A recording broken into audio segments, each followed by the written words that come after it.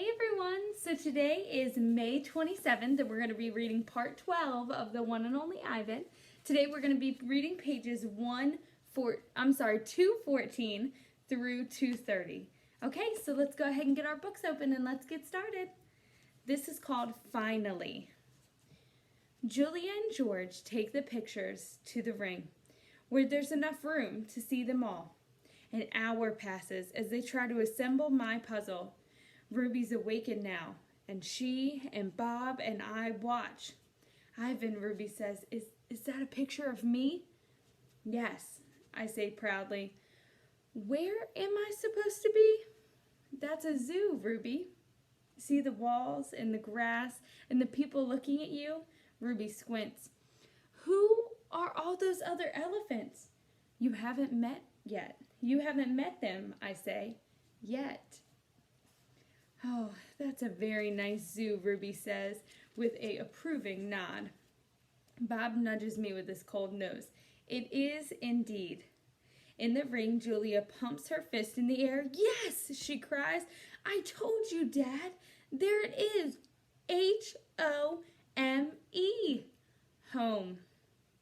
George gazes at the letters. He spins around to look at me. Maybe it's just a coincidence, Jules. You know, a once-in-a-trillion kind of thing. Like that old saying about a chimp and a typewriter. Give him long enough and he'll write a novel. I make a grumbling sound as if the chimp could write a letter, let alone a book. Then how do you explain the rest of it, Julia demands. The picture of Ruby in the zoo. How do you know it's a zoo, George says. See the circle in the gate? There's the red giraffe in it. George squints, tilts his head. Are you sure that's a giraffe? I was thinking more along the lines of a deformed cat. It's the logo of the zoo, Dad. It's on all their signs. Explain that. George gives her a helpless smile. I can't begin to. I'm just saying there has to be a logical explanation. Look how big this is. Julia points at the last piece of Ruby's right ear into place. It's huge. It is definitely large, George agrees. Julia watches me. She chews on her thumbnail. I see the question in her eyes. She turns back at the paintings and stares at them, looking, truly looking. A slow smile dawns on Julia's face. Dad, she says, I have an idea, a big idea. Julia races towards the edge of the picture. Her arms spread wide. Bulletin board. Big. I'm not following you. I think this is meant to be on a bulletin board. Or a billboard, excuse me, guys. Billboard. That's what Ivan wants. George crosses his arms over his chest. What Ivan wants? He repeats slowly. And you know this because you two have been chatting? Because I'm an artist and he's an artist. Uh-huh, says George. Julia claps her hands together. Come on, Dad, I'm begging you. George shakes his head. No, I'm not doing that. No billboard. No way. I'll get the ladder, Julia says. You get the glue. I know it's dark out, but the billboard's lit. Mac'll fire me, Jules. Julia considers. But think about the publicity, Dad. Everybody would know about Ruby. You want me to put up a sign that shows Ruby in a zoo with the word home in giant letters. George gestures towards the picture.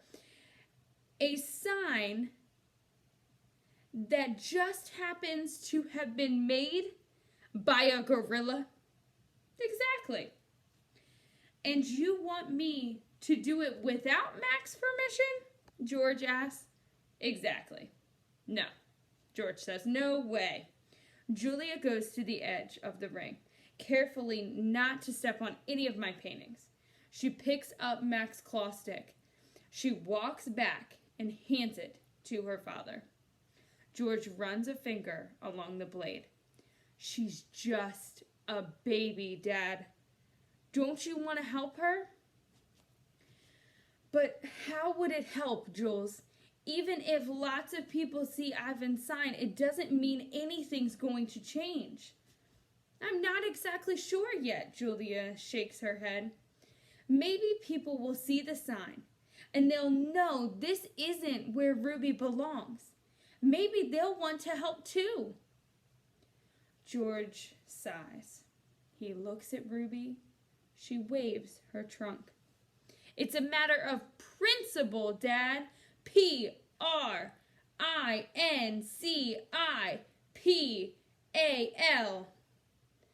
L-E, George corrects. Dad, Julia says softly, what if Ruby ends up like Stella?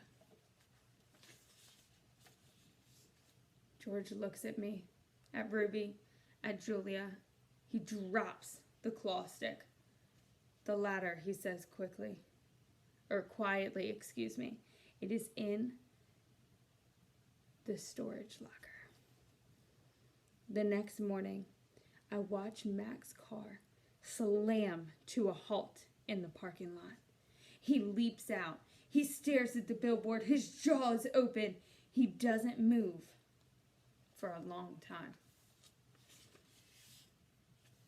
Mad human. A mad gorilla is loud. But a mad human can be loud too, especially when he is throwing chairs and turning over tables and breaking the cotton candy machine. Phone call. Mac is kicking the trash can along the food court when the phone rings. He answers it, red-faced and sweating. What the? He demands.